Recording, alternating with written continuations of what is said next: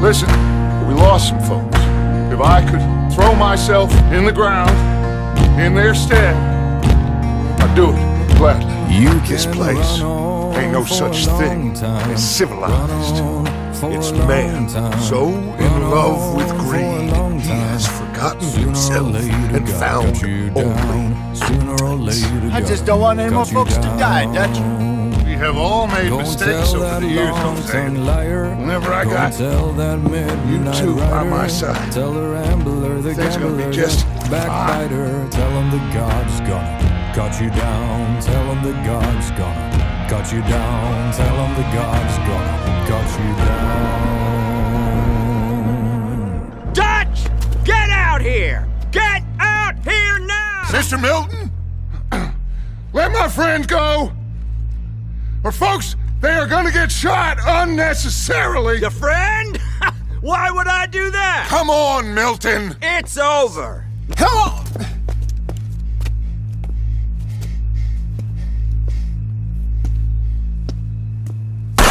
No! God damn it! There's your deal, Dutch.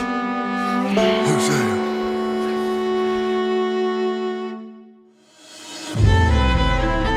CREDS. Oh, yeah. Seems old Marco was pretty close with Milton. That's a goddamn lie. Dutch. Dutch, think of the future. It all makes sense now. No, it damn well doesn't. Dutch, be practical now. Left me to die. My boy, I didn't have a choice. All them years, Dutch. For this snake. Oh, be quiet, cowpoke. There's Pinkertons coming fast! Now! Who amongst you is with me? And who is betraying me? He's lying. Put your guns down! God damn it! Keep pushing, Arthur. We ain't both gonna make it. Go. It would mean a lot to me. Please. There ain't no more time for talk. Go. Arthur. Get the hell out of here and be a goddamn man. You're my brother. I know. We can't always fight nature. I got you now, Blackwater! We can't fight change. We can't fight gravity. We can't fight nothing. My whole life, all I ever did was fight. Then give up, Dutch. But I can't give up, neither. I can't fight my own nature. That's a paradox, John. You see? Then I have to shoot you. When I'm gone, they'll just find another monster. They have to. Because they have to justify their wages. He's sick.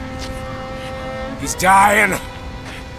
He's talking crazy. Oh, Dutch. He's a riot. Come on. I tried. In the end, I did. Come on. Let's go. We can make it.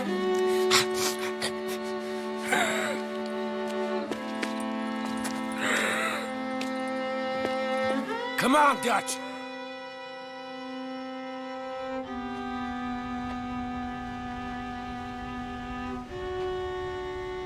Our time has passed, John.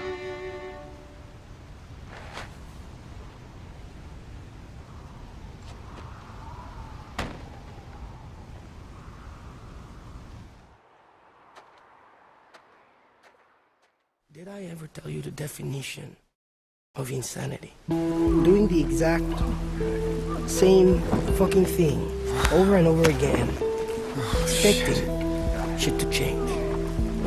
That is crazy. But the first time somebody told me that, I don't know, I thought they were bullshitting me, so boom, I shot him. The thing is, okay, he was right. There's a reason why people are so infatuated with villains.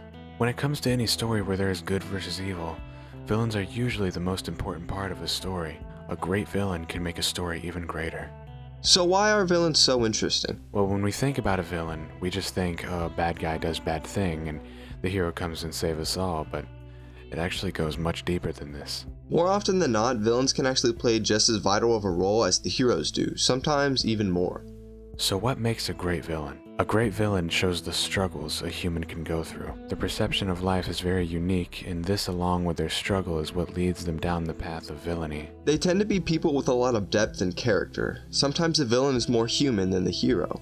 Studies show that we as the viewers are more likely to feel sympathetic towards the villains, for they are flawed and have imperfections just like all of us, while heroes tend to be nearly perfect. There is more realism in the characteristics of a villain than there is heroes, and Dutch Vanderlinde is no exception. Today we will be taking a look and going over the life of Dutch Vanderlinde from his early years to his rise, and last but not least, his death. We will be finding out what makes Dutch Vanderlinde the perfect villain. Without further ado, let's dive deep into the demented world that is Dutch Vanderlinde.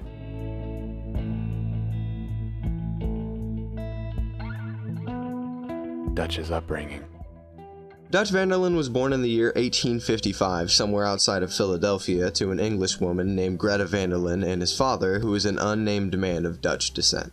His father fought in the American Civil War for the Union and died in the Battle of Gettysburg when Dutch was less than 10 years old. Dutch was troubled in his youth, and in the year 1870, at the age of 15, Dutch ran away from home for the reason of him not getting along with his mother, who ended up dying in the year 1881. Sometime before this, in the early 1870s, Dutch became a petty thief and would end up trying to rob a man in a campfire in Chicago. This leads us into our next topic: the rise of the Vanderlinde gang. The man that Dutch tried to rob in Chicago was none other than Hosea Matthews. Dutch executed this robbery poorly and ended up laughing it off with Hosea, and from then on they were in a partnership. In 1877, Dutch and Hosea picked up a 14-year-old boy, aka Arthur Morgan. Years later, in 1885, they picked up 12-year-old John Marston. This is when the gang really started to take its shape. The gang pulled their first major bank robbery in 1887.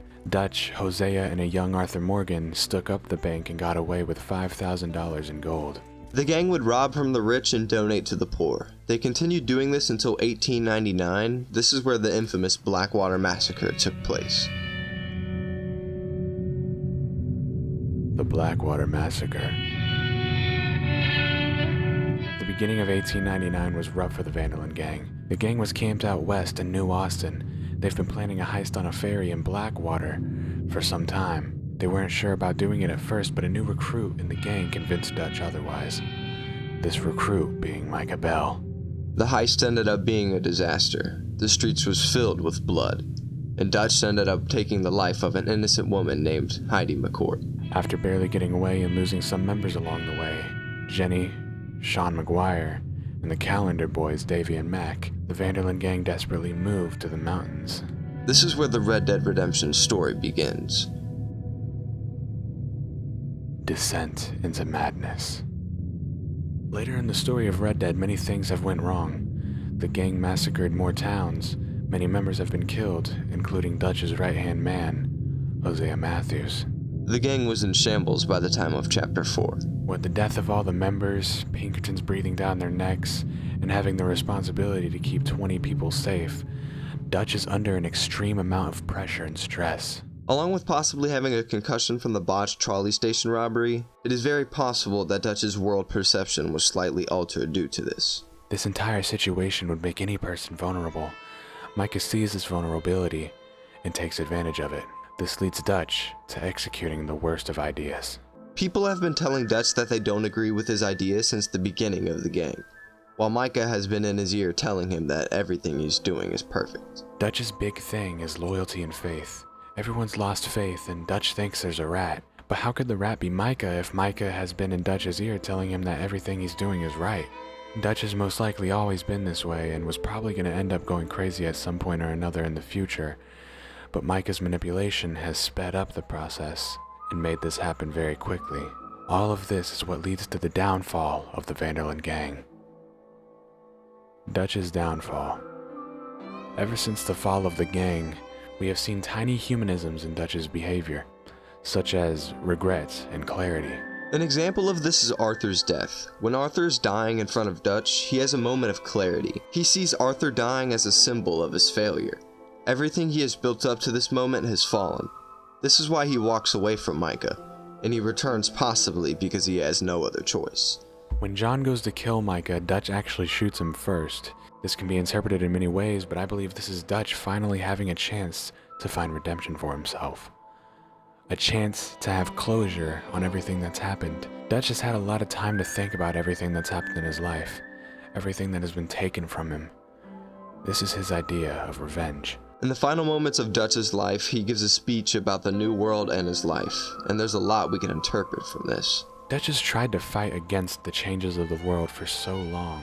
He lost everyone he had on his side, and his life over the years has become more and more unbearable. He has tried over and over again in his life as an outlaw, expecting something to change, expecting to accomplish something, but he was caught in a never-ending loop of insanity.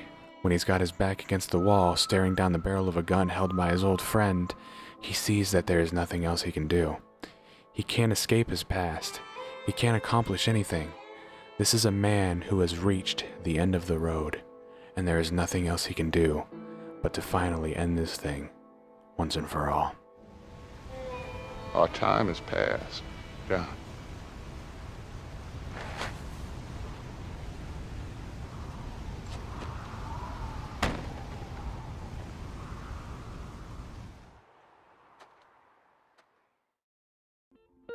Thank you so much for watching this video, boys, and if you did enjoy it, make sure you leave a like, a comment, whatever. Also, make sure you subscribe. I'm pretty sure, well, I'm not pretty sure. I know for a fact that by the time this video comes out, we're going to be at 6,000 subscribers, which is beautiful. It's freaking, I don't even know what to think anymore. Last video, we just hit 4,000 subscribers, and now we're at 6,000? What is going on, bro? Anyways, I just want to thank you all for the enormous amount of support. Also, we have a Discord server, and I would really appreciate it if you joined in. I'm also pretty sure that everybody else in the Discord server itself would appreciate it if you joined in, because, you know, it's kind of popping here right now. You know, we got like 40 people in there. Anyways, I love you guys so much. Me and Liam both, we love you guys.